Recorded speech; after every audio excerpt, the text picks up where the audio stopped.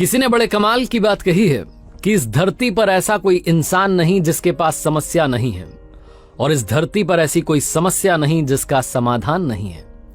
नमस्ते दोस्तों, मेरा नाम है आरजे कार्तिक। आपके लिए एक छोटी सी कहानी एक भिक्षुक की, जो गांव में घर घर जाते थे, भिक्षा मांगते थे, शाम में जंगल से लकड़ियां बीन के लाते थे, भोजन पकाते थे। रोज का यही रूटीन था। गांव के बाहर एक झोपड़ी बना करके रहते थे। एक दिन शाम में जंगल में लकड़ियां बीनने के लिए गए हुए थे रोजाना की तरह, और तब उन्होंने कुछ ऐसा देखा जो जिंदगी में कभी नहीं देखा था।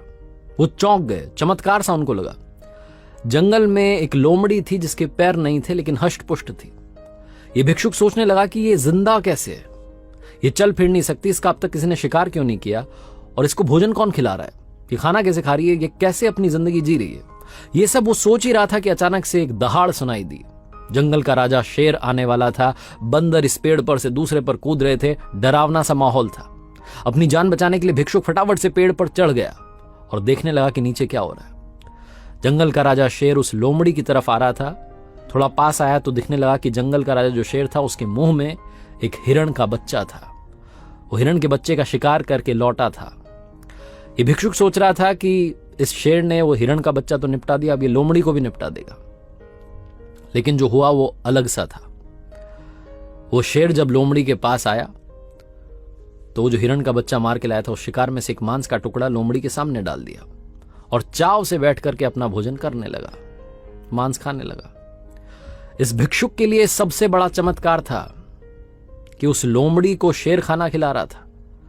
ये मन ही मन बुदबुदाने लगा, ऊपर वाले को थैंक यू करने लगा कि क्या बात है, आपने हम सबको जिंदगी दी और आपने जब मुंह दे दिया तो निवाला भी आप ही दोगे, खाना भी आप ही पहुंचाओगे, वाकई में आप कमाल हैं। ऊपर वाले को बहुत कुछ कहने लगा। फिर इसे लगा कि ये आज ही हुआ है या रोजाना होता है। तो अगली शाम में फिर से जंगल में पहुंचा और वहीं पेड़ पर चढ़ करके देखने लगा। तो अगली शाम में भी शेर आया, वही दहाड़, वही सीन बना। शिकार करके लाया था, मांस का टुकड़ा उसने लोमड़ी के सामने डाला और खुद भी खाने लगा। इस भिक्षुक को यकीन हो गया कि ऊपर वाला इस दुनिया में है और वो सबका ख्याल रखता है। तो अगले दिन से इसने सोचा कि मुझे भी अब गांव में घर घर जाकर के भिक्षा मांगने की जरूरत नहीं है। झोपड़ी में रहेंगे, ऊपर वाले ने हमें मुंह दिया है तो निवाला भी देगा, भोजन भी देगा। तो वहीं इंतजार करने लगा कि कोई तो आएगा। 10 दिन हो गए, 12 दिन हो गए, जिद पर अड़ा था कि भगवान मेरी भी मदद करेगा।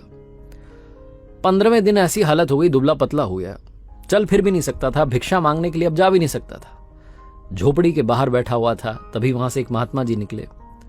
आवाज देकर के उनको बुलाया और उनसे कहने लगा कि ऊपर वाला वाकई में निर्दयी है। महात्मा जी, आपको मालूम नहीं है, बाबा जी जंगल में एक लोमड़ी है जिसके पैर नहीं है, उसे शेर भोजन कराता है, शिकार करके लाता है तो अपने उसमें से हिस्सा भी देता है। और एक मैं हूं जो ऊपर वाले को याद करता है, तपस्या करता है, मेरा कोई ख्याल ही नहीं रख रहे हैं। पिछले 15 दिन से यहां इंतजार कर रहा हूं कि मुझे भी कोई खिलाएगा, कोई आएगा, लेकिन कोई आया नहीं। बाबा जी ने जो कहा वो सुनिएगा। बाबा जी ने कहा कि मूर्ख हो तुम। अरे पगले इंसान, ऊपर वाला तुझे लोमड़ी नहीं बनाना चाहता है, वो तुझे शेर बनाना चाहता है और तू लोमड़ी बन के बैठा है।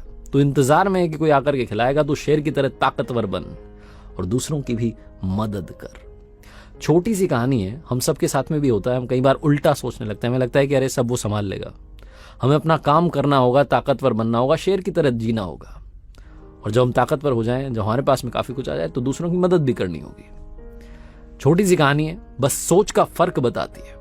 एक बार फिर से आपसे कहना चाहता हूं, ऊपर वाले के आशीर्वाद के साथ, अपनी सच्ची मेहनत के साथ और अपनी फैमिली के प्यार के साथ कर दिखाओ कुछ ऐसा कि दुनिया करना चाहे आपके जैसा। याद रखिए, हर सोमवार सुबह 9:30 बजे मेरे साथ देखिए एक नई कहानी।